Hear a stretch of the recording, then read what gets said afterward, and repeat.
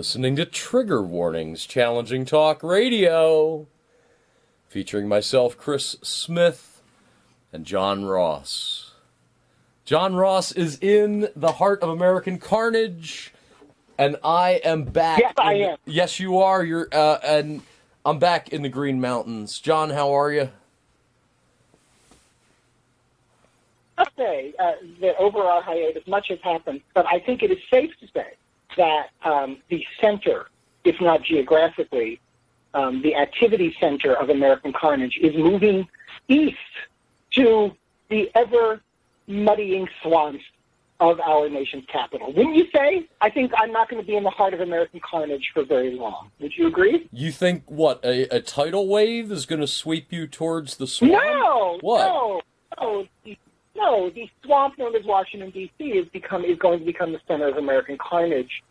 Probably on the day that Jim Comey does his testimony and is going to produce reams and reams of paper of notes and emails and all these other things that are going to make things very interesting. I think the swamp is going to relocate. The center of American carnage is going to relocate. A big moving truck is going to come from Chicago and move 800 miles southeast to Washington on that day, if it's not already happened. Well, I can tell you... CRUMP at the Trump Tower in Chicago will be on that moving truck.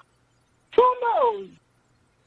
I can tell you a thing or two about eastbound movement. As our few-week hiatus there, I was in Colorado, and then I found myself in California.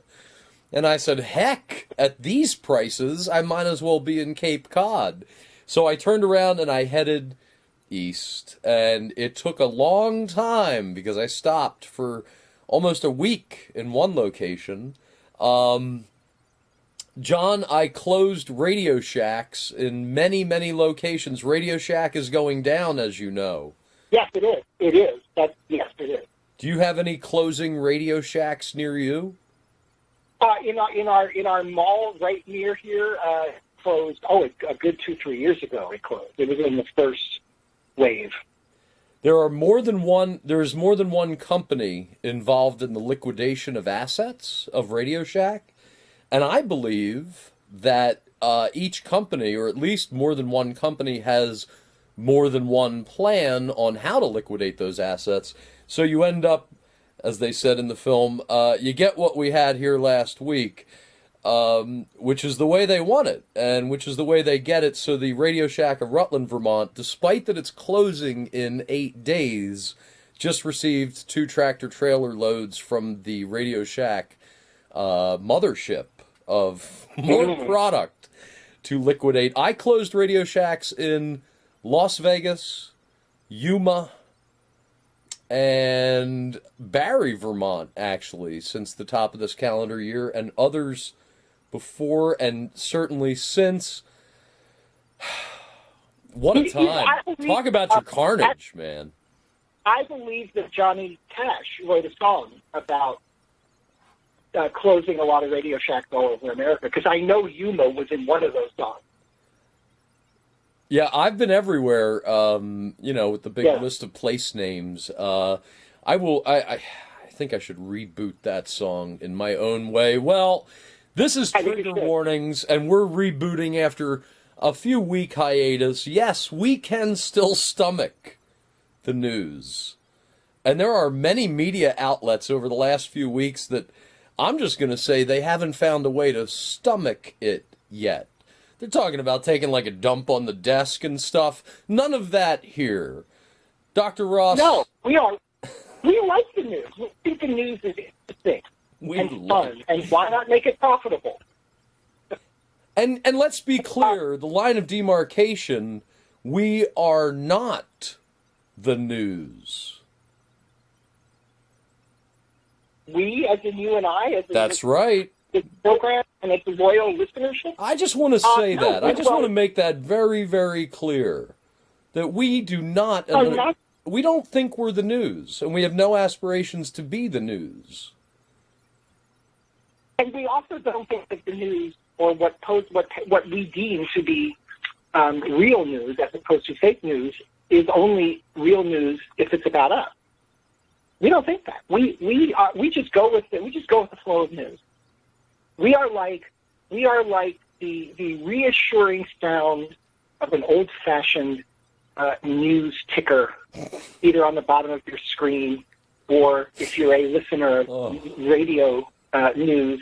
Remember, that's us. We are here.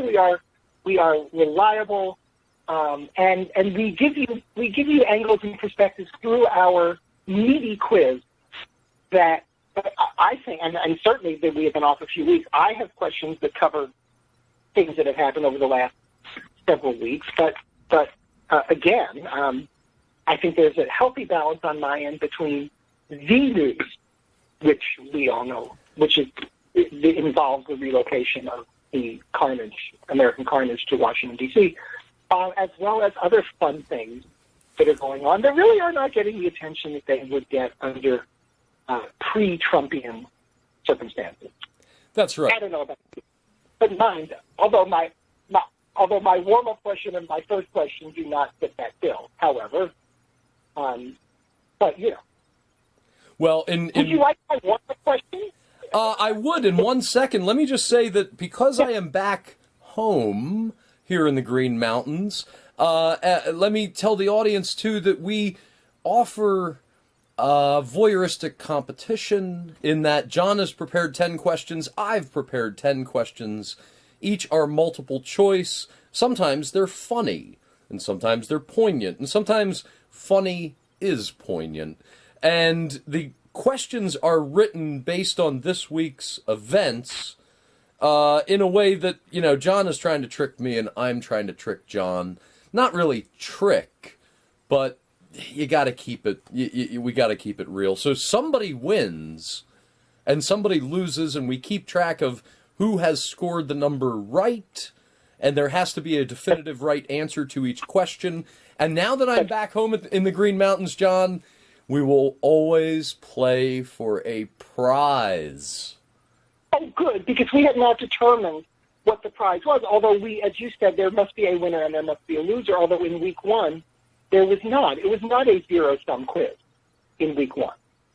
Right, well, I mean, this evolved. This began with me quizzing John on random constitutional knowledge, but now we've taken it to a new level where we have a declared winner and a loser, and this week, John, you're gonna hope you win.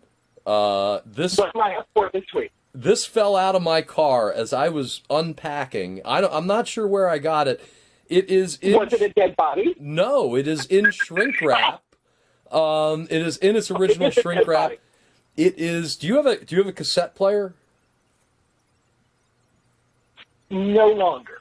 But you can still buy them on Amazon because I looked the other day. Okay, you're gonna want one, because if you win, what I have here is an original copy of the James Carville Stan Greenberg book.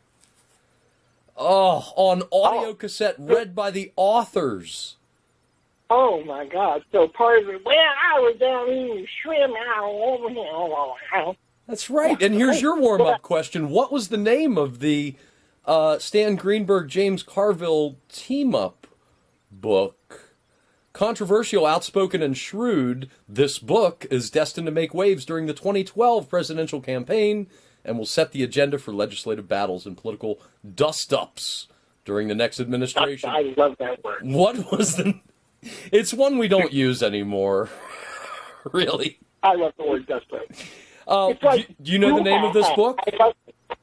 I do not offhand. I will need multiple choices. I'm not good at... Okay, your multiple choice. No, you don't need to make them up. Don't make them up. I'm not going to make them up. The name of this book is It's the Middle Class Stupid. Stupid. Oh, that's fantastic. Now, is that A, still correct, B, not correct any longer, C, never was correct, or D, something else? I would say, because there's not a definitive right answer to that, because anyone could argue that that is the right or the wrong answer. I would argue that, in fact, It's something else, because we really don't define the working class in this country. The middle class. We make everybody in the middle class. Whereas in England, they're much more comfortable with everybody being middle class when we're not middle class. So, no, I would not agree with that. And it depends on how you frame and carve out or carville the middle class. That would be my answer. That is the right answer. Now it's time for my warm-up question. Good job. Yes. Okay, so I'm going to give you a quote. And I don't know if I'm going to give you multiple choice, but here's the quote. And I'm going to try to do it in the way I envision it having been spoken to the reporter. This quote was uttered by someone who lives in Allendale, Michigan. I was never crazy about Trump. I'm convinced that he's nuts. I thought he belonged in an institution. He was crazy before he became president. Now he's really crazy. I just couldn't vote for Trump. Now, the man who said this went on to say that he voted straight Republican last year, except he could not get himself to pull the lever for vote for president. He is 86 years old. He is a lifelong Republican. He served many terms as a councilman in the borough of Allendale. And he is a, kind of like your classic Main Street Midwestern Republican. Now, of course, you don't know who he is, but if I give you his name, perhaps you will figure out who he is. His name is J, that's an initial, Brian, B-R-I-E-N, Comey, C-O-M-E-Y. Might you venture a guess as to who J. Brian Comey is? Is this Jim Comey's dad? It is Jim Comey's dad, speaking apparently in response to the president calling his son a nut job. Huh. I'm convinced that he's nuts. I thought he belonged in an institution. He was crazy before he became president. Now he's really crazy. I just couldn't vote for Trump. Okay. That right there is your rock-ribbed, solid American heartland Republicanism. Right there, mister. Well, we have a quiz to get to here. I don't know if that Republicanism exists in a way that Mr. Comey Sr.